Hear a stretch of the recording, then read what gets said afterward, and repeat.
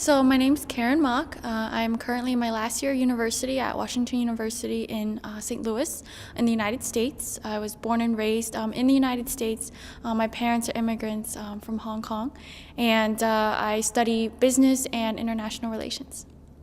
I started with one of Peter Drucker's big thoughts, which was that organizations shouldn't be afraid of change. Rather, they should anticipate it and embrace it. And when I thought about how exactly that change should happen within the workplace, I divided into the external and internal environments.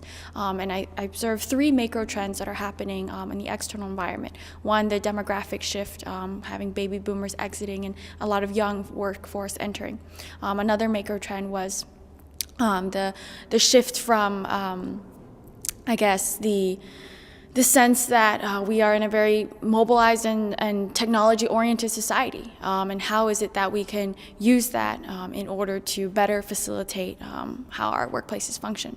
And the other is the globalization aspect. So companies are looking to emerging economies, and how is that going to affect the workers in the domestic base.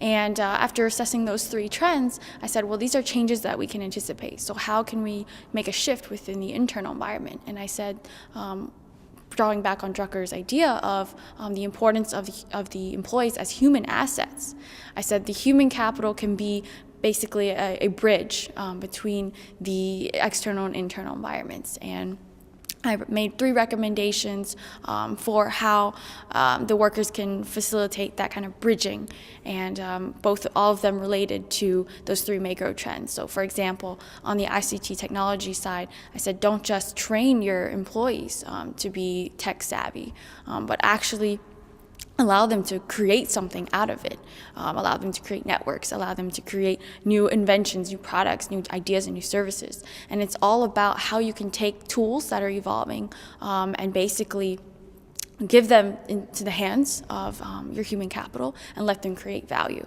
So I took a lot of those ideas of Drucker that are still so relevant, and I think the big point that he made about the role of business in society, how can we connect those two? It's going to be the people. It's going to, because they have a foot in both worlds. So those were the main points of my essay.